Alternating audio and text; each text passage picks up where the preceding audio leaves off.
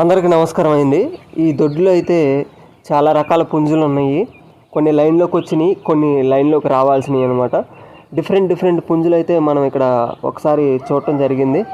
అన్నీ నాకైతే చాలా బాగా నచ్చాయి. ఇక్కడ చూడండి, ఇది ఒక రకమైనటువంటి పుంజు. దీనికి కొంచెం టెంపర్ ఎక్కువ అంట. ఇది ఆల్రెడీ లైన్లో ఉన్నటువంటి పుంజు పెట్టలతో తిరుగుతుంది, పెట్టల్ని తొక్కుతం జరుగుతుంది. ఇది ఒక పుంజు, ఇది ఒక రకమైంది. ప్యూర్ బ్లాక్గా ఉంది అంతా కూడా. తోక కూడా సన్నగా ఉంది. అయితే ఇది మంచి యాక్టివ్గా ఉండే పుంజు. ఇక్కడ చూడండి, ఇది ఒక రకమైన పుంజు. ఏదో గ్రే కలర్లో ఉన్నట్టుంది. వెనకాల తోక మాత్రం నల్లగా ఉంది. ఇదే రకమైన పుంజు. ఇదొక రకమైన పుంజు. ఇది నల్లేకలు తెల్లేకలు కలిసి ఉంది, సమానంగా ఉన్నాయి. ఇది ఇంకా లైన్లోకి రావాలి. లైన్లోకి రావడానికి ఒక 2 నెలలన్నా టైం పట్టేటట్టు ఉంది ఈ పుంజు, ఈ తెల్ల నల్ల మచ్చలు. ఇదైతే ఆల్రెడీ లైన్లోకి వచ్చిన పుంజే.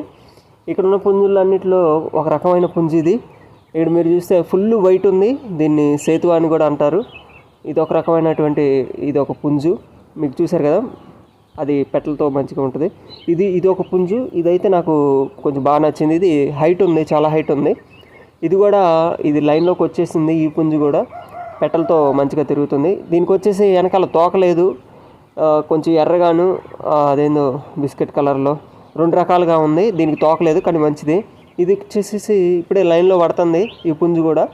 ఇది కూడా ఇందాక సేమ్ ఒక పుంజు కనపడిందిగా. ఈ 2 ట్విన్స్ అనుకుంటా, సేమ్ ఒకేలాగా ఉన్నాయి ఈ పుంజులన్నీ కూడా.